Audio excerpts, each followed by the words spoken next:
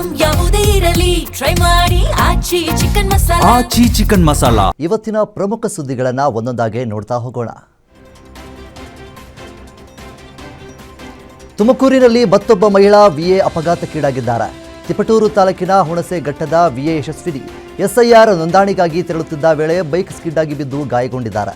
ಘಟನೆಯಲ್ಲಿ ಕಲ್ಲಿನ ಮೂಳೆ ಮುರಿದಿದೆ. ಮಾರ್ಗ ಮಧ್ಯೆ ಉಪತಹಶೀಲ್ದಾರ್ ವಿಡಿಯೋ ಕರೆ ಮಾಡಿ ಸ್ಥಳದ ಮಾಹಿತಿ ಕೇಳಿದ್ದರಿಂದ ತರಾತುರಿಯಲ್ಲಿ ತೆರಳುವಾಗ ಈ ವೇಳೆ ಅಪಘಾತದ ಸಂಭವಿಸಿ ಯಶಸ್ವಿನಿ ಆರೋಪಿಸಿದ್ದಾರೆ.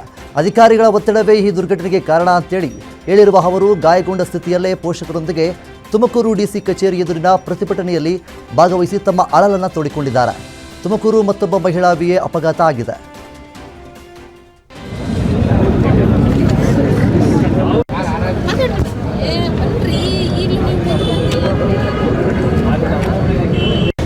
ನಾವು ಯಾರು ಕೂಡ ಇದಕ್ಕೆ ಸಾವಿಗೆ ಕಾರಣ ಅಲ್ಲ ಅನ್ನೋ ಪುಂಡಲಿಯಲ್ಲಿ ನಾಟಕ ಮಾಡ್ತಾ ಇದ್ದಾರೆ. ಈ ನಾಟಕ ಬಂದ್ ಮಾಡಬೇಕು. ತಹಸೀಲ್ದಾರ್ ಅವರೇ ನೀವು ಬರ್ಬೇಕು ಇಲ್ಲಿಗೆ. ನೀವು ಬಂದು ಇಲ್ಲಿದ್ದಾರೆ, ನಿಮ್ಮ ಕೈ ಕೆಳಗೆ ಕೆಲಸ ಮಾಡಿರುವಂತ ಎಲ್ಲ ಅಧಿಕಾರಿಗಳು ಇದ್ದಾರೆ. ನಿಮ್ಮ ನಾಟಕ ನಾವು ನೋಡ್ತಾ ಇದ್ದೀವಿ.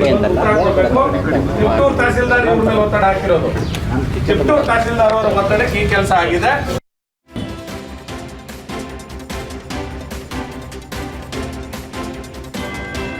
ಎಸ್ಐಆರ್ ಕಾರ್ಯದಲ್ಲಿ ನಿರತರಾಗಿದ್ದ ಬಿಎಲ್ಒ ನಟರಾಜ್ ಹೃದಯಾಘಾತದಿಂದ ಮೃತಪಟ್ಟಿರುವ ಘಟನೆ ಬೆಂಗಳೂರಿನ ದಕ್ಷಿಣ ನಗರ ಪಾಲಿಕೆ ವ್ಯಾಪ್ತಿಯಲ್ಲಿ ನಡೆದಿದೆ. ಕಳೆದ 3 ದಿನಗಳಿಂದ ಎಸ್ಐಆರ್ ಅರ್ಜಿ ಸ್ವೀಕಾರ ಮತ್ತು ನೋಂದಣಿ ಕಾರ್ಯದಲ್ಲಿ ನಿರಂತರವಾಗಿ ತೊಡಗಿಸಿಕೊಂಡಿದ್ದ ಅವರು ನಿನ್ನೆ ಮನೆಯಲ್ಲಿ ಇದ್ದಾಗ ಹೃದಯಾಘಾತಕ್ಕೊಳಗಾಗಿದ್ದಾರೆ. ಸ್ಥಳದಲ್ಲೇ ಮೃತಪಟ್ಟಿದ್ದಾರೆ. ಈ ಘಟನೆ ಎಸ್ಐಆರ್ ಕಾರ್ಯನಿರ್ವಹಣೆಯಲ್ಲಿ ಸಿಬ್ಬಂದಿಯ ಮೇಲಿನ ಒತ್ತಡದ ಬಗ್ಗೆ ಮತ್ತೆ ಹಲವಾರು ಪ್ರಶ್ನೆಗಳನ್ನು ಹುಟ್ಟುಹಾಕಿದೆ.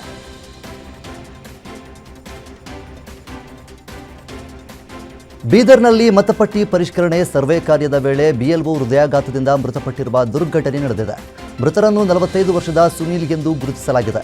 ಬೀದರ್ ತಾಲೂಕಿನ ಅಮಲಾಪುರ ಗ್ರಾಮದ 33ನೇ ಬೂತ್ನಲ್ಲಿ ಮತ ಪರಿಷ್ಕರಣೆ ಸರ್ವೆ ನಡೆಸ್ತಾ ಇದ್ದ ವೇಳೆ ತೀವ್ರ ಎದೆನೋವು ಕಾಣಿಸಿಕೊಂಡು ಕುಸಿದು ಬಿದ್ದಿದ್ದಾರೆ. ಸ್ಥಳೀಯರು ತಕ್ಷಣ ಖಾಸಗಿ ಆಸ್ಪತ್ರೆಗೆ ದಾಖಲಿಸಿದ್ದು ಆಸ್ಪತ್ರೆಯಲ್ಲಿ ಚಿಕಿತ್ಸೆ ಫಲಕಾರಿಯಾಗದೆ ಮೃತಪಟ್ಟಿದ್ದಾರೆ. ಕಳೆದ ಹಲವು ದಿನಗಳಿಂದ ನಿರಂತರವಾಗಿ ಮತಪಟ್ಟಿ ಪರಿಷ್ಕರಣೆ ಕಾರ್ಯದಲ್ಲಿ ನಿರತರಾಗಿದ್ದ ಸುನೀಲ್ ತೀವ್ರ ಕೆಲಸದ ಒತ್ತಡವನ್ನು ಎದುರಿಸುತ್ತಿದ್ದರು ಅಂತೇಳಿ ಹೇಳಲಾಗಿದೆ.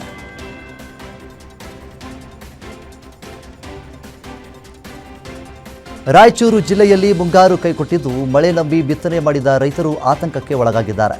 ಅಲ್ಪ ಸ್ವಲ್ಪ ಮಳೆಯನ್ನೇ ನಂಬಿ ಬಿತ್ತನೆ ಮಾಡಿದ್ದ ಬೆಳೆಗಳು ಇದೀಗ ನೀರಿಲ್ಲದೆ ಒಣಗುತ್ತಿವೆ. ಮಳೆಗಾಗಿ ರಾಯಚೂರು ತಾಲೂಕಿನ ಜಾಲಿಬೆಂಚಿ ಗ್ರಾಮಸ್ಥರು ದೇವರ ಮೊರೆ ಹೋಗಿದ್ದು 7 ದಿನಗಳ ಸಪ್ತಭಜನೆ ಆರಂಭಿಸಿದ್ದಾರೆ. ಸುಮಾರು 50 ಕಿಲೋಮೀಟರ್ ದೂರದ ತುಂಗಭದ್ರಾ ಮತ್ತು ಕೃಷ್ಣಾ ನದಿಗಳಿಂದ ನೀರು ತಂದು ಗ್ರಾಮದ ದೇವರುಗಳಿಗೆ ಜಲಾಭಿಷೇಕ ನೆರವೇರಿಸಿದ್ದಾರೆ. 6 ವರ್ಷಗಳ ಹಿಂದೆ ಬರಗಾಲದ ಸಂದರ್ಭದಲ್ಲೂ ಇದೇ ಆಚರಣೆ ಬಳಿಕ ಉತ್ತಮ ಮಳೆಯಾಗಿತ್ತು ಎಂಬ ನಂಬಿಕೆಯಿಂದ ಗ್ರಾಮಸ್ಥರು ಮತ್ತೆ ಈ ವಿಶೇಷ ಪ್ರಾರ್ಥನೆಯಲ್ಲಿ ತೊಡಗಿದ್ದಾರೆ.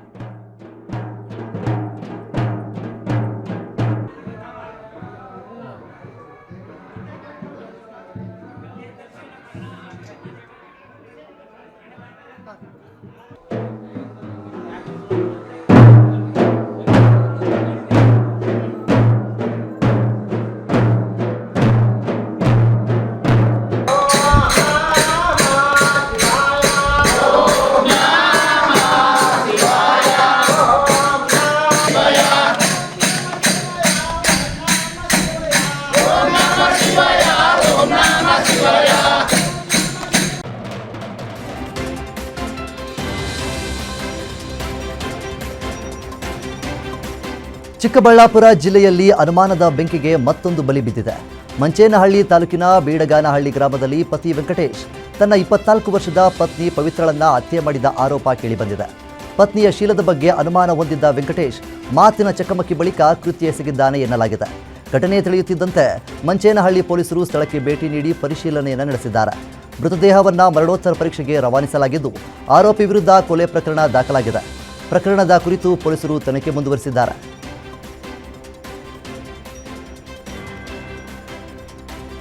ರೇಣುಕಾಸ್ವಾಮಿ ಕೊಲೆ ಪ್ರಕರಣದಲ್ಲಿ ಸಾಕ್ಷಿದಾರರಿಗೆ ಬೆದರಿಕೆ ಹಾಕಿದ ಪ್ರಕರಣದ ತನಿಖೆಯನ್ನು ಕಾಮಾಕ್ಷಿಪಾಳ್ಯ ಪೊಲೀಸರು ಮತ್ತಷ್ಟು ಚುರುಕುಗೊಳಿಸಿದ್ದಾರೆ. ಪ್ರಕರಣದಲ್ಲಿ ಬಂಧಿತನಾಗಿರುವ ಪ್ರಮುಖ ಆರೋಪಿ ಪುನೀತ್ ಸೇರಿ ಮೂವರನ್ನು ತೀವ್ರ ವಿಚಾರಣೆಗೆ ಒಳಪಡಿಸಲಾಗಿದೆ. ವಿಚಾರಣೆ ವೇಳೆ ಇಬ್ಬರು ವಕೀಲರು ಕಾನ್ಫರೆನ್ಸ್ ಕಾಲ್ನಲ್ಲಿ ಮಾತನಾಡಿದ್ದರು ಎಂದು ಪುನೀತ್ ಹೇಳಿಕೆ ನೀಡಿದ್ದಾನೆ. ಆದರೆ ಕರೆ ಮಾಡಿದವನು ಯಾರೆಂಬುದು ನನಗೆ ಗೊತ್ತಿಲ್ಲ, ನಾನು ಕೇವಲ ಕಾನ್ಫರೆನ್ಸ್ ಕಾಲ್ಗೆ ಆ್ಯಡ್ ಆಗಿದ್ದೆ ಎಂದು ಹೇಳಿದ್ದಾನೆ. ಇದೇ ವೇಳೆ ಮೂವರು ಆರೋಪಿಗಳ ಮೊಬೈಲ್ಗಳನ್ನು FSLಗೆ ರವಾನಿಸಿದಾಗ ಪೊಲೀಸರು ವಾಟ್ಸಪ್ ಚಾಟ್ ಹಾಗೂ ಕಾಲ್ ಲಾಗ್ ಡೇಟಾ ಶೀಘ್ರವನ್ನು ಮರುಪಡೆಯುವಂತೆ ಮನವಿ ಮಾಡಿದ್ದಾರೆ. ಡೇಟಾ ರಿಕವರಿ ಆದರೆ ಸಾಕ್ಷಿಗೆ ಬೆದರಿಕೆ ಹಾಕಿದ ಜಾಲದ ಸುಳಿವು ಸಿಗದೆ ಸಾಧ್ಯತೆ ಇದೆ ಎನ್ನಲಾಗ್ತಾ ಇದೆ.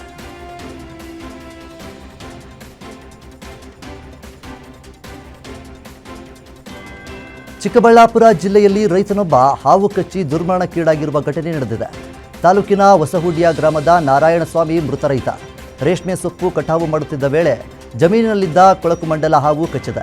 ತಕ್ಷಣವೇ ಅವರನ್ನು ಆಸ್ಪತ್ರೆಗೆ ಸಾಗಿಸಲು ಪ್ರಯತ್ನಿಸಿದರೂ ಚಿಕಿತ್ಸೆ ಫಲಕಾರಿಯಾಗದೆ ಮೃತಪಟ್ಟಿದ್ದಾರೆ ಎನ್ನಲಾಗಿದೆ. ಸಾವನ್ನಪ್ಪಿದ ರೈತನ ಅಗಲಿಕೆಯಿಂದ ಕುಟುಂಬಸ್ಥರ ಆಕ್ರಂದನ ಮುಗಿಲು ಮುಟ್ಟಿದ್ದು ಗ್ರಾಮದಲ್ಲಿ ಶೋಕದ ವಾತಾವರಣ ನಿರ್ಮಾಣವಾಗಿದೆ.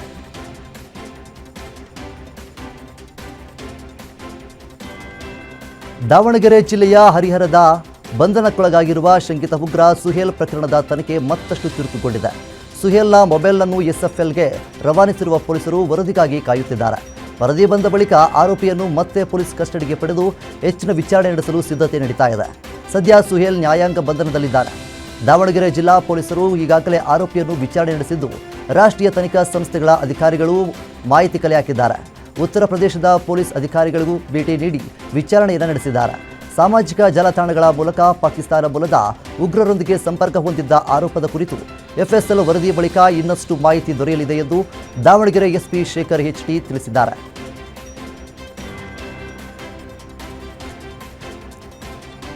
ಬೆಳಗಾವಿ ಜಿಲ್ಲೆಯಲ್ಲಿ ಕಾಲುದಾರಿ ವಿವಾದ ರಕ್ತಪಾತಕ್ಕೆ ಕಾರಣವಾಗಿದೆ. ಖಾನಾಪುರ ತಾಲೂಕಿನ ಹೊನಕಲ್ ಗ್ರಾಮದಲ್ಲಿ ಜಮೀನಿನಲ್ಲಿ ಕೆಲಸ ಮಾಡುತ್ತಿದ್ದ ಶೋಭಾ ಎಂಬುವವರ ಮೇಲೆ ವ್ಯಕ್ತಿಯೊಬ್ಬ ಕೊಯ್ತಾದಿಂದ ಮಾರಣಾಂತಿಕ ಹಲ್ಲೆ ನಡೆಸಿದ ಘಟನೆ ನಡೆದಿದೆ. ಆರೋಪಿ ವಾಸುದೇವ್ ಪಾಟೀಲ್ ಕಾಲುದಾರಿ ವಿಚಾರವಾಗಿ ದೀರ್ಘಕಾಲದಿಂದ ಗಲಾಟೆ ಮಾಡುತ್ತಿದ್ದನೆಂದು ಸ್ಥಳೀಯರು ತಿಳಿಸಿದ್ದಾರೆ. ಜಮೀನಿನಲ್ಲಿ ಏಕಾಏಕಿ ದಾಳಿ ನಡೆಸಿದ ಆತ ಅವಾಚ್ಯ ಪದಗಳಿಂದ ನಿಂದನೆ ಮಾಡುವ ಮೂಲಕ ಮಾರಣಾಂತಿಕ ಹಲ್ಲೆ ನಡೆಸಿದ್ದಾನೆ. ಗಲಾಟೆ ಬಿಡಿಸಲು ಬಂದ ಜಾನಕಿ ಎಂಬುವವರ ಮೇಲೂ ಹಲ್ಲೆ ನಡೆದಿದೆ ಎನ್ನಲಾಗಿದೆ. ಗಾಯಾಳುವನ್ನು ತಕ್ಷಣ ಜಿಲ್ಲಾಸ್ಪತ್ರೆಗೆ ದಾಖಲಿಸಲಾಗಿದೆ. ಖಾನಾಪುರ ಪೊಲೀಸ್ ಠಾಣೆಯಲ್ಲಿ ಪ್ರಕರಣ ದಾಖಲಾಗಿದ್ದು ಪೊಲೀಸರು ಆರೋಪಿ ವಾಸುದೇವನನ್ನು ವಶಕ್ಕೆ ಪಡೆದು ತನಿಖೆಯನ್ನು ನಡೆಸುತ್ತಿದ್ದಾರೆ.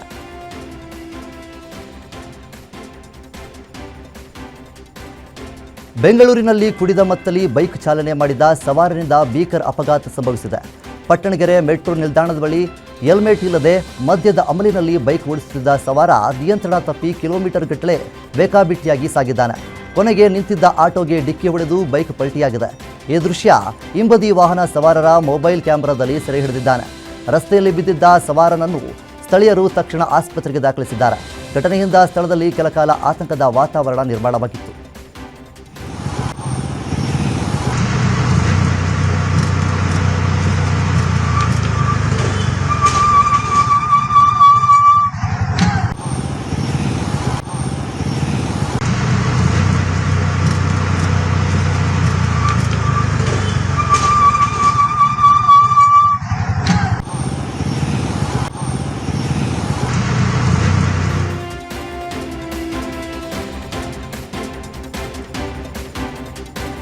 ಯಾದಗಿರಿಯಲ್ಲಿ ಬೆಳಗ್ಗೆ ವಾಕಿಂಗ್ಗೆ ತೆರಳಿದ್ದ ಮಹಿಳೆ ಮೇಲೆ ಓರಿ ಏಕಾಏಕಿ ದಾಳಿ ನಡೆಸಿದ ಘಟನೆ ನಡೆದಿದೆ. ಮಹಾಲಕ್ಷ್ಮಿ ಬಡಾವಣೆಯ 65 ವರ್ಷದ ಇಂದ್ರಮ್ಮ ವಾಕಿಂಗ್ ಮಾಡುತ್ತಿದ್ದ ವೇಳೆ ಓರಿ ಮೈಮೇಲೆ ಬಂದು ಇರಿದಿದೆ ಎಂದು ತಿಳಿದುಬಂದಿದೆ. ದಾಳಿಯಿಂದ ಮಹಿಳೆಯ ಕಾಲು ಮುರಿದಿರುವ ಸಾಧ್ಯತೆ ವ್ಯಕ್ತವಾಗಿದೆ. ಈ ಘಟನೆ CCTV ಕ್ಯಾಮೆರಾದಲ್ಲಿ ಸೆರೆಯಾಗಿದ್ದು ದೃಶ್ಯಗಳು ಭಯಾನಕವಾಗಿದೆ. ಗಾಯಾಳು ಇಂದ್ರಮ್ಮರನ್ನು ತಕ್ಷಣ ಸ್ಥಳೀಯ ಖಾಸಗಿ ಆಸ್ಪತ್ರೆಗೆ ದಾಖಲಿಸಿ ಚಿಕಿತ್ಸೆ ನೀಡಲಾಗ್ತಾ ಇದೆ. ಓರಿ ದಾಳಿಯ ಘಟನೆಯ ಬಳಿಕ ಸ್ಥಳೀಯರು ಆತಂಕಗೊಂಡಿದ್ದು ಬೆಳಗಿನ ವಾಕಿಂಗ್ಗೆ ಹೋಗಲು ಜನರು ಭಯಪಡುವಂತಿದ್ದಾಗಿದೆ.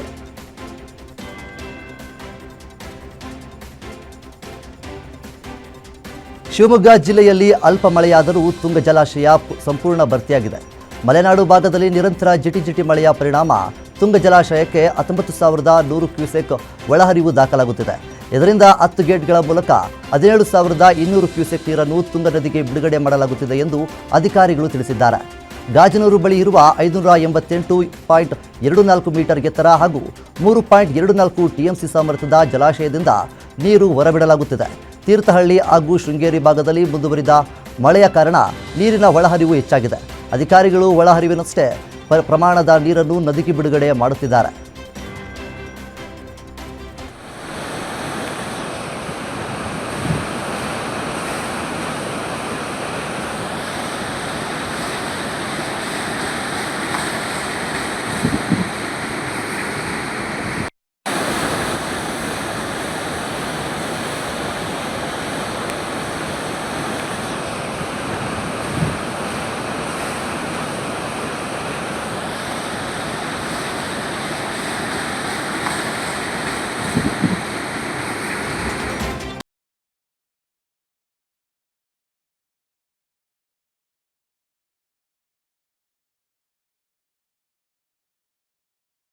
ಅವರ ಪುತ್ರ ಧ್ಯಾನ್ ನಾಯಕನಾಗಿ ಚಿತ್ರರಂಗಕ್ಕೆ ಪಾದಾರ್ಪಣೆ ಮಾಡುತ್ತಿದ್ದಾರೆ.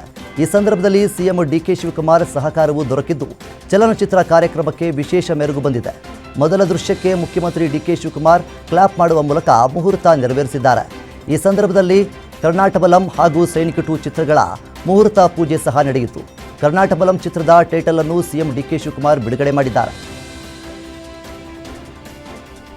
ನನ್ನ ಮಗನ ಸಮಾನ ಧ್ಯಾನ್ ಯೋಗೇಶ್ವರ್ ಅವರೇ. ಶಾಸಕ ಮಿತ್ರ ಅಂತ ಯೋಗೇಶ್ ಅವರ ಕುಟುಂಬ ಒಂದು ದೊಡ್ಡ ಸಾಹಸಕ್ಕೆ ಕೈಯಾಗಿದೆ. ನಾನು ಮತ್ತು ನನ್ನ ವೇದಿಕೆ ಇರುವಂಥ ಎಲ್ಲ ಶಾಸಕರು ಎಲ್ಲ ಸೇರಿ ತುಂಬ ಹೃದಯದಿಂದ ಆಶೀರ್ವಾದ ಮಾಡಲಿಕ್ಕೆ ಬಂದಿದ್ದೇವೆ. ಅವರಿಗೆ ಶುಭವಾಗಲಿ. ಎಲ್ಲಿ ಶ್ರಮ ಇದೆಯೋ ಅಲ್ಲಿ ಫಲ ಇದೆ. ಎಲ್ಲಿ ಆ ಫಲ ಸಂಪೂರ್ಣವಾಗಿ ಶ್ರಮದ ಜೊತೆಯಲ್ಲಿ ಸಿಕ್ಕಿ ಯಶಸ್ಸನ್ನು ಕಾಣಲಿ. ಆ ಯಶಸ್ಸಿಗೆ ಆಶೀರ್ವಾದ ಮಾಡಲಿಕ್ಕೆ ನಾವೆಲ್ಲ ಇಲ್ಲಿ ಶುಭ ಹಾರೈಸಲಿಕ್ಕೆ ಬಂದಿದ್ದೇವೆ.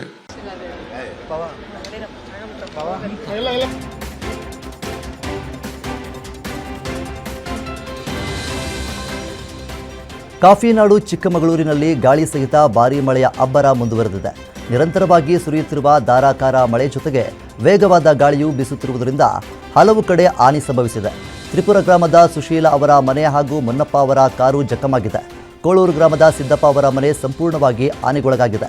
ಹಲವೆಡೆ ಬಿರುಗಾಳಿಗಳಿಗೆ ಮರಗಳು ನೆಲಕ್ಕುರುಳಿವೆ. ಘಟನೆಗಳು ವರದಿಯಾಗಿವೆ. ಈಗಾಗಲೇ ಅದೃಷ್ಟವಶಾತ್ ಇದುವರೆಗೂ ಯಾವುದೇ ಪ್ರಾಣಹಾನಿ ಸಂಭವಿಸಿಲ್ಲ. ಕಳೆದ 2 ದಿನಗಳ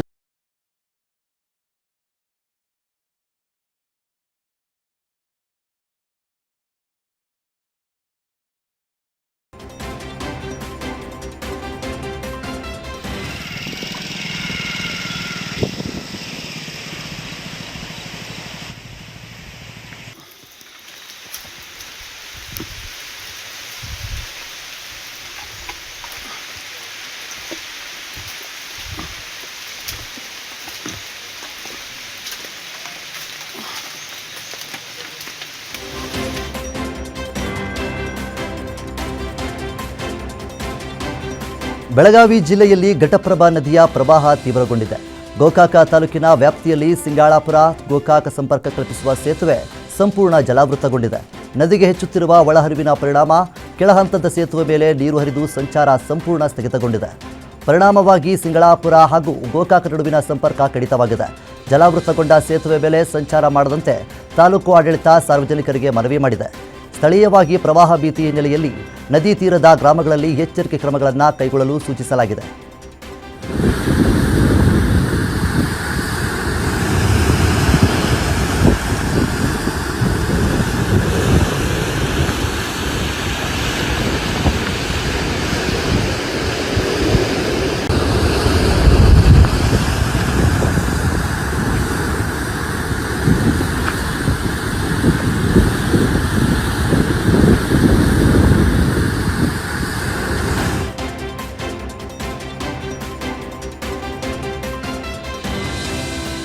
ಬೆಳಗಾವಿ ನಗರದಲ್ಲಿ ಧಾರಾಕಾರ ಮಳೆ ಗಾಳಿಯ ಅಬ್ಬರಕ್ಕೆ ಬೃಹತ್ ಹುಣಸೆ ಮರ ಧರೆಗೆ ಉರುಳಿದ ಘಟನೆ ನಡೆದಿದೆ.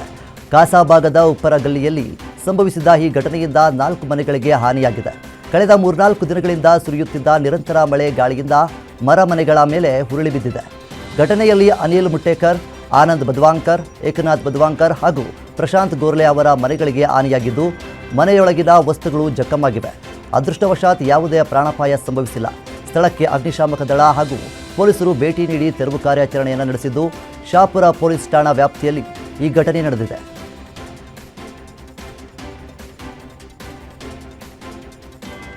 ಜುಲೈ ಆರಂಭದಲ್ಲೇ ಬೆಳಗಾವಿ ಜಿಲ್ಲೆಯಲ್ಲಿ ಮುಂಗಾರು ಮಳೆ ಚುರುಕುಗೊಂಡಿದ್ದು ರೈತರ ಮುಖದಲ್ಲಿ ಮಂದಹಾಸ ಮೂಡಿಸಿದೆ. ಚಿಕ್ಕೋಡಿ ಉಪವಿಭಾಗ ಸೇರಿದಂತೆ ಹುಕ್ಕೇರಿ, ನಿಪ್ಪಾಡಿ ಹಾಗೂ ಇತರೆ ತಾಲೂಕುಗಳಲ್ಲಿ ನಿನ್ನೆ ಬೆಳಗ್ಗೆಯಿಂದಲೇ ಮಳೆ ಆರಂಭವಾಗಿದೆ. ಸಪ್ತ ನದಿಗಳ ನಾಡಾದ ಬೆಳಗಾವಿಯಲ್ಲಿ ನೀರಿನ ಹಾಹಾಕಾರವಿದ್ದ ಸಂದರ್ಭದಲ್ಲೇ ಈಗ ಮಳೆಯ ಆಗಮನದಿಂದ ಪರಿಸ್ಥಿತಿ ಬದಲಾಗುತ್ತಿದೆ. ಮಹಾರಾಷ್ಟ್ರದ ಪಶ್ಚಿಮ ಘಟ್ಟ ಪ್ರದೇಶದಲ್ಲಿ ಮಳೆ ಚುರುಕಾಗಿರುವ ಹಿನ್ನೆಲೆಯಲ್ಲಿ ಘಟಪ್ರಭಾ, ಮಲಪ್ರಭಾ, ಹಿರಣ್ಯಕೇಶಿ ಹಾಗೂ ಕೃಷ್ಣಾ ನದಿಗಳಿಗೆ ನೀರಿನ ಹರಿವು ಹೆಚ್ಚಾಗಿದೆ. ಬತ್ತಿ ಹೋಗಿದ್ದ ನದಿಗಳಿಗೆ ಮತ್ತೆ ಜೀವಕಳೆ ಬಂದಂತಾಗಿದೆ ಎಂದು ಸ್ಥಳೀಯರು ತಿಳಿಸಿದ್ದಾರೆ.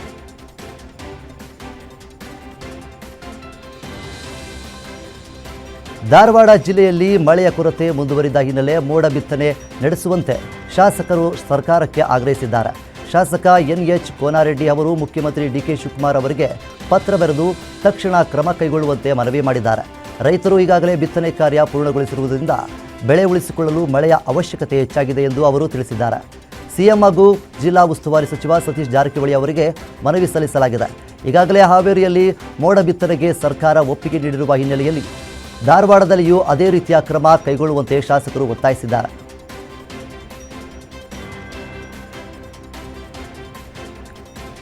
ಮಧ್ಯಪ್ರದೇಶದ ಇಂದೋರ್ ನಗರದಲ್ಲಿ ಸರ್ಕಾರಿ ಆಸ್ಪತ್ರೆ ಹೆಸರಿನಲ್ಲಿ ನಡೆದಿರುವ ಭಾರೀ ಹಗರಣವೊಂದು ಬಯಲಾಗಿದೆ. ದಾಖಲೆಗಳ ಪ್ರಕಾರ 100 ಹಾಸಿಗೆಗಳ ಆಸ್ಪತ್ರೆ ಕಾರ್ಯನಿರ್ವಹಿಸುತ್ತಿದೆ ಎಂದು ತೋರಿಸಲಾಗಿದ್ದು, ಆದರೆ ಸ್ಥಳಕ್ಕೆ ತೆರಳಿದಾಗ ಆಸ್ಪತ್ರೆಯೇ ಇಲ್ಲದ ಸ್ಥಿತಿ ಕಂಡುಬಂದಿದೆ ಎಂದು ತಿಳಿದುಬಂದಿದೆ. ಕಟ್ಟಡವಿಲ್ಲದ ಈ ಆಸ್ಪತ್ರೆಯ ಹೆಸರಿನಲ್ಲಿ ವೈದ್ಯರು ಮತ್ತು ಸಿಬ್ಬಂದಿ ಸೇರಿ 87 ಜನರಿಗೆ ಕಳೆದ 6 ವರ್ಷಗಳಿಂದ ವೇತನ ಪಾವತಿಯಾಗುತ್ತಿರುವುದು ಬೆಳಕಿಗೆ ಬಂದಿದೆ.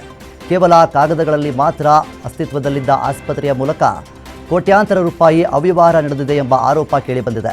ಈ ಹಗರಣದ ಸಮಗ್ರ ತನಿಖೆಗೆ ಕಾಂಗ್ರೆಸ್ ಪಕ್ಷ ಆಗ್ರಹಿಸಿದೆ. ಪ್ರಕರಣ ರಾಜಕೀಯ ವಲಯದಲ್ಲೂ ಚರ್ಚೆಗೆ ಕಾರಣವಾಗಿದೆ.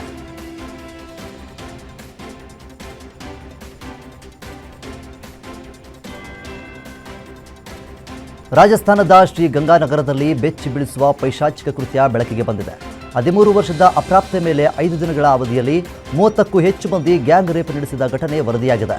ಜೂನ್ 18ರಂದು ಮನೆ ಬಿಟ್ಟು ನಾಪತ್ತೆಯಾಗಿದ್ದ ಬಾಲಕಿಯನ್ನು ಆಟೋ ಚಾಲಕನೊಬ್ಬ ಅಪಹರಿಸಿ ಹೋಟೆಲ್ ಮಾಲೀಕರಿಗೆ ಮಾರಿದ್ದಾನೆ ಎಂದು ಆರೋಪಿಸಲಾಗಿದೆ. ಬಳಿಕ ಹೋಟೆಲ್ ಸಿಬ್ಬಂದಿ ವಾಟ್ಸಾಪ್ ಗ್ರೂಪ್ ಮೂಲಕ ಗ್ರಾಹಕರನ್ನು ಸಂಪರ್ಕಿಸಿ ಬಾಲಕಿಯನ್ನು ವಿವಿಧ ಹೋಟೆಲ್ಗಳಿಗೆ ಸಾಗಿಸಿ ಸರಣಿ ಅತ್ಯಾಚಾರ ನಡೆಸಿದ್ದಾರೆ ಎಂದು ತನಿಖೆಯಲ್ಲಿ ತಿಳಿದುಬಂದಿದೆ. ನೋವು ತಡೆಯಲು ಹಾಗೂ ಕಿರುಚದಂತೆ ಡ್ರಗ್ಸ್ ನೀಡುವುದಾಗಿ ಪೊಲೀಸರು ತಿಳಿಸಿದ್ದಾರೆ. ಜೂನ್ 23ರಂದು ದಾಳಿ ನಡೆಸಿ ಬಾಲಕಿಯನ್ನು ರಕ್ಷಿಸಿದ ಪೊಲೀಸರು ಪ್ರಕರಣದಲ್ಲಿ 32 ಆರೋಪಿಗಳನ್ನು ಗುರುತಿಸಿದ್ದು, ಈವರೆಗೆ 14 ಮಂದಿ ಬಂಧನಕ್ಕೊಳಗಾಗಿದ್ದಾರೆ.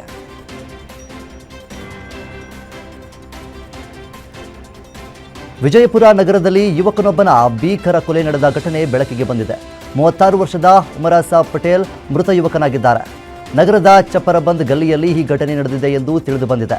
ರಾತ್ರಿಯ ವೇಳೆ ಗೆಳೆಯರೊಂದಿಗೆ ಪಾರ್ಟಿ ಮಾಡುತ್ತಿದ್ದ ವೇಳೆ ಪರಸ್ಪರ ಜಗಳ ಉಂಟಾಗಿ ರಾಡ್ ಹಾಗೂ ಸ್ಕ್ರೂ ಬಳಸಿ ತಲೆಗೆ ಹಲ್ಲೆ ನಡೆಸಿ ಕೊಲೆ ಮಾಡಲಾಗಿದೆ ಎಂಬ ಶಂಕೆ ವ್ಯಕ್ತವಾಗಿದೆ. ಜಗಳದ ವೇಳೆ ಉಮರ್ ಸಾಬ್ ಮೇಲೆ ಸಹಚರರು ದಾಳಿ ನಡೆಸಿದ್ದರೆಂದು ಪೊಲೀಸರು ಶಂಕಿಸಿದ್ದಾರೆ.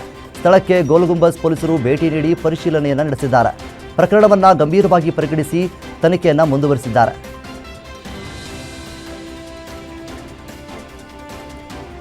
ಮಂಡ್ಯ ಜಿಲ್ಲೆಯಲ್ಲಿ ಪ್ರವಾಸಿಗರ ಟೆಂಪೋ ಟ್ರಾವೆಲರ್ ಮೇಲೆ ವಿದ್ಯುತ್ ಕಂಬ ಮುರಿದು ಬಿದ್ದ ಘಟನೆ ನಡೆದಿದೆ. ಶ್ರೀರಂಗಪಟ್ಟಣ ಪೊಲೀಸ್ ಕ್ವಾರ್ಟರ್ಸ್ನ ಬಳಿ ಈ ಘಟನೆ ಸಂಭವಿಸಿದ್ದು, ಕೂದಲೆಳೆ ಅಂತರದಲ್ಲಿ ಭಾರೀ ದುರಂತ ತಪ್ಪಿದೆ.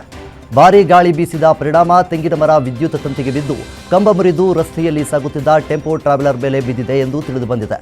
ಆದರೆ ವಿದ್ಯುತ್ ತಂತಿ ವಾಹನಕ್ಕೆ ತಗುಲದ ಕಾರಣ ಪ್ರವಾಸಿಗರು ಪ್ರಾಣಾಪಾಯದಿಂದ ಪಾರಾಗಿದ್ದಾರೆ. ಘಟನೆಯಲ್ಲಿ ಯಾವುದೇ ಗಾಯಗಳು ವರದಿಯಾಗಿಲ್ಲ. ಸ್ಥಳಕ್ಕೆ ಅಧಿಕಾರಿಗಳು ಭೇಟಿ ನೀಡಿ ಪರಿಶೀಲನೆಯನ್ನು ನಡೆಸಿದ್ದಾರೆ. ಶ್ರೀರಂಗಪಟ್ಟಣ ಟೌನ್ ಪೊಲೀಸ್ ಠಾಣಾ ವ್ಯಾಪ್ತಿಯಲ್ಲಿ ಪ್ರಕರಣ ದಾಖಲಾಗಿದೆ.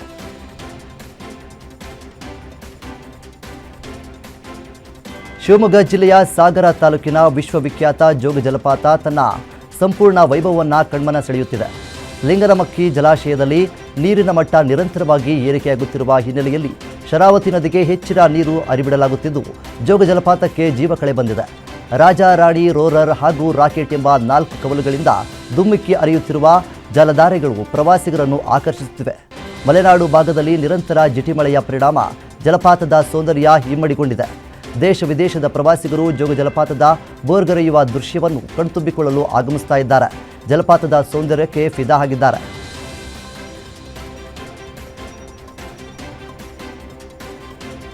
ದಾವಣಗೆರೆಯಲ್ಲಿ ಎಸ್ಐಆರ್ ಪ್ರಕ್ರಿಯೆ ಹಾದಿ ತಪ್ಪುತ್ತಿದೆ ಎಂದು ಆರೋಪಿಸಿ ಬಿಜೆಪಿ ನಾಯಕರು ಆಕ್ರೋಶ ವ್ಯಕ್ತಪಡಿಸಿದ್ದಾರೆ.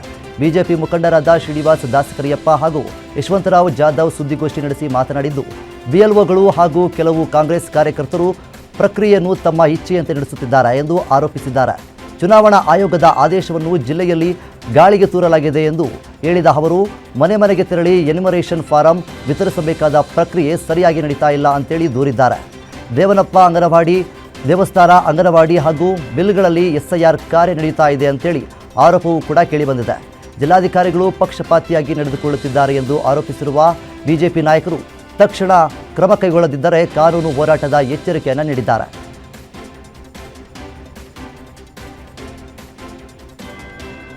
ಮಂಡ್ಯ ಜಿಲ್ಲೆ ಕೆಆರ್ಪೇಟೆ ತಾಲೂಕಿನ ಬುಕನಕೆರೆ ಹುಟ್ಟೂರಿಗೆ ಮಾಜಿ ಮುಖ್ಯಮಂತ್ರಿ ಬಿಎಸ್ ಯಡಿಯೂರಪ್ಪ ಭೇಟಿ ನೀಡಿದ್ದಾರೆ.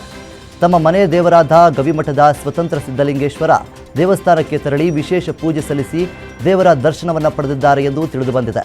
ಖಾಸಗಿ ಹಾಗೂ ಧಾರ್ಮಿಕ ಕಾರ್ಯಕ್ರಮ ಹಿನ್ನೆಲೆಯಲ್ಲಿ ಹುಟ್ಟೂರಿಗೆ ಆಗಮಿಸಿರುವ ಬಿಎಸ್ವೈ ಅವರಿಗೆ ಗ್ರಾಮದಲ್ಲಿ ಭವ್ಯ ಸ್ವಾಗತ ನೀಡಲಾಗಿದೆ. ಮಾಜಿ ಸಚಿವ ನಾರಾಯಣಗೌಡ ಸೇರಿದಂತೆ ಸ್ಥಳೀಯ ನಾಯಕರು ಅವರನ್ನು ಆತ್ಮೀಯವಾಗಿ ಬರಮಾಡಿಕೊಂಡಿದ್ದಾರೆ.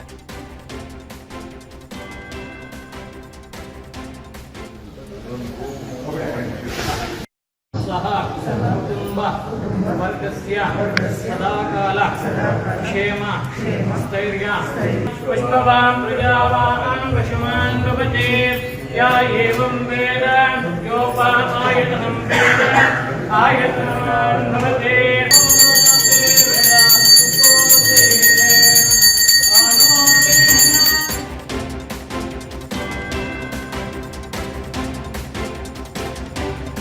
ದಾವಣಗೆರೆಯಲ್ಲಿ ಎಸ್ಐಆರ್ ಪ್ರಕ್ರಿಯೆ ಹಳ್ಳ ಹಿಡಿದಿರುವ ಆರೋಪ ಕೇಳಿಬಂದಿದೆ.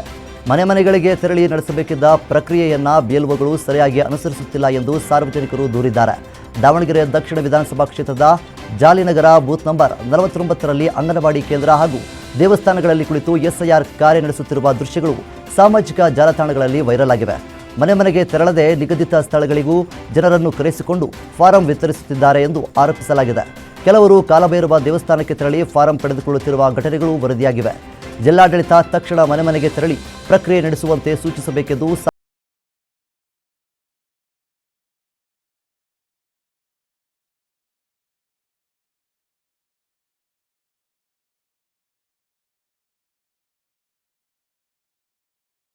ಭಟ್ಕಳ ನಗರ ಠಾಣೆ ಪೊಲೀಸರು ಅವರನ್ನು ವಶಕ್ಕೆ ಪಡೆದಿದ್ದು, ಯಲ್ಲಾಪುರ ಮೂಲದ ಅಪ್ರಾಪ್ತ ಬಾಲಕಿಗೆ ಲೈಂಗಿಕ ಕಿರುಕುಳ ನೀಡಿದ ಆರೋಪ ಕೇಳಿಬಂದಿದೆ. ಅಪ್ರಾಪ್ತೆ ನೀಡಿದ ದೂರಿನ ಆಧಾರದ ಮೇಲೆ ಪ್ರಕರಣ ದಾಖಲಾಗಿದ್ದು, ತನಿಖೆ ಚುರುಕುಗೊಂಡಿದೆ ಎಂದು ಪೊಲೀಸರು ತಿಳಿಸಿದ್ದಾರೆ. ಪ್ರಕರಣದ ಹಿನ್ನೆಲೆಯಲ್ಲಿ ಆರೋಪಿಯನ್ನು ಬಂಧಿಸಿ ಮುಂದಿನ ಕಾನೂನು ಕ್ರಮ ಕೈಗೊಳ್ಳಲಾಗುತ್ತಿದೆ ಎಂದು ತಿಳಿದುಬಂದಿದೆ.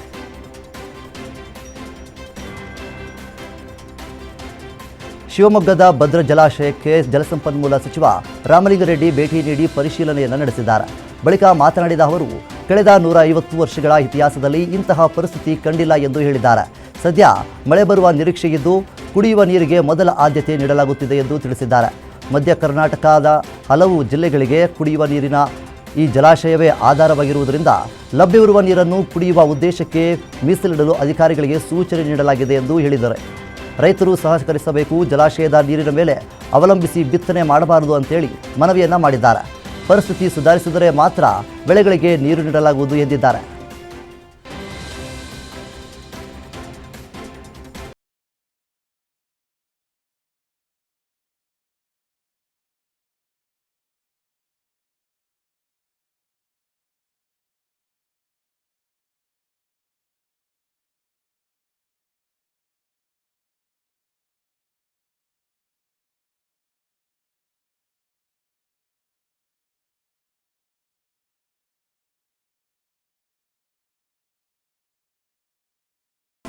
ಇದೀಗ ಖಾಲಿಯಾಗಿದ್ದು ಬಣಗುಡುಗುತ್ತಿರುವ ದೃಶ್ಯ ಕಂಡುಬಂದಿದೆ.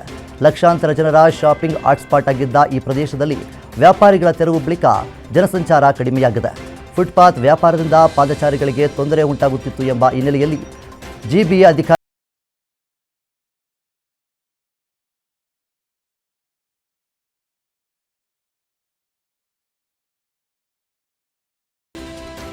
ಕಲಬುರಗಿ ಜಿಲ್ಲೆಯಲ್ಲಿ ಸೇವೆಯಿಂದ ನಿವೃತ್ತರಾದ ಶಿಕ್ಷಕರಿಗೆ ವಿದ್ಯಾರ್ಥಿಗಳು ಭಾವುಕರಾಗಿ ವಿದಾಯ ಹೇಳಿದ್ದಾರೆ. ಕಮಲಾಪುರ ತಾಲೂಕಿನ ಬೆಳಕೋಟ ಗ್ರಾಮದ ಸರ್ಕಾರಿ ಕಿರಿಯ ಪ್ರಾಥಮಿಕ ಶಾಲೆಯಲ್ಲಿ ಕಳೆದ 20 ವರ್ಷಗಳಿಂದ ಸೇವೆ ಸಲ್ಲಿಸಿದ ಶಿಕ್ಷಕ ಬಕ್ಕಾರೆಡ್ಡಿ ನಿನ್ನೆ ನಿವೃತ್ತರಾಗಿದ್ದಾರೆ. ಅವರ ನಿವೃತ್ತಿ ಹಿನ್ನೆಲೆಯಲ್ಲಿ ಶಾಲೆಯಲ್ಲಿ ವಿಶೇಷ ಬೀಳ್ಕೊಡುಗೆ ಸಮಾರಂಭ ಆಯೋಜಿಸಲಾಗಿತ್ತು. ವಿದ್ಯಾರ್ಥಿಗಳು ಶಿಕ್ಷಕರನ್ನು ರಥದಲ್ಲಿ ಗ್ರಾಮದಾದ್ಯಂತ ಮೆರವಣಿಗೆ ಮಾಡಿ ಗೌರವವನ್ನು ಸಲ್ಲಿಸಿದ್ದಾರೆ. ಬಳಿಕ ಆತ್ಮೀಯವಾಗಿ ವಿದಾಯ ಹೇಳುವ ವೇಳೆ ಶಾಲಾ ಮಕ್ಕಳು ಕಣ್ಣೀರು ಹಾಕಿದ್ದು ಭಾವುಕ ಕ್ಷಣಗಳಿಗೆ ಸಾಕ್ಷಿಯಾಯಿತು. ಶಿಕ್ಷಕರು ಸಹ ಭಾಷಣದ ವೇಳೆ ಭಾವುಕರಾಗಿ ಕಣ್ಣೀರಿಟ್ಟರು. ವಿದ್ಯಾರ್ಥಿಗಳು ಹಾಗೂ ಗ್ರಾಮಸ್ಥರ ಅಚ್ಚುಮೆಚ್ಚಿನ ಶಿಕ್ಷಕರಾಗಿದ್ದ ಬಕ್ಕಾರೆಡ್ಡಿ ಅವರ ಸೇವೆಯನ್ನ ಎಲ್ಲರೂ ಸ್ಮರಿಸಿದ್ದಾರೆ.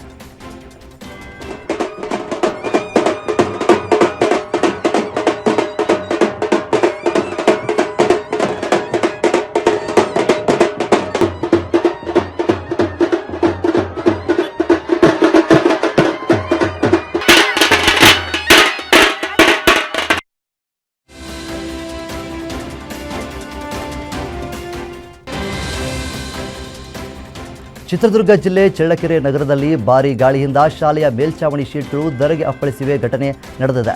ಮೈರಾಡ್ ಕಾಲೋನಿಯ ಸರ್ಕಾರಿ ಕಿರಿಯ ಶಾಲೆ ಬಳಿ ಈ ಘಟನೆ ಸಂಭವಿಸಿದೆ. ತಾತ್ಕಾಲಿಕವಾಗಿ ನಿರ್ಮಿಸಿದ್ದ ಶಾಲಾ ಕಟ್ಟಡದ ಮೇಲ್ಛಾವಣಿಗೆ ಅಳವಡಿಸಿದ್ದ ಶೀಟ್ಗಳು ನಿರಂತರ ಗಾಳಿಗೆ ಸಿಡಿಲಾಗಿ ಕೆಳಗೆ ಬಿದ್ದಿವೆ. ಭಾನುವಾರ ರಜೆ ಇದ್ದ ಕಾರಣ ಶಾಲೆಯಲ್ಲಿ ಶಿಕ್ಷಕರು ಹಾಗೂ ವಿದ್ಯಾರ್ಥಿಗಳು ಇರಲಿಲ್ಲ. ಪರಿಣಾಮ ದೊಡ್ಡ ಅನಾಹುತ ತಪ್ಪಿದೆ. ಸ್ಥಳಕ್ಕೆ ಶಿಕ್ಷಣ ಇಲಾಖೆಯ ಅಧಿಕಾರಿಗಳು ಭೇಟಿ ನೀಡಿ ಪರಿಶೀಲನೆಯನ್ನು ನಡೆಸಿದ್ದಾರೆ.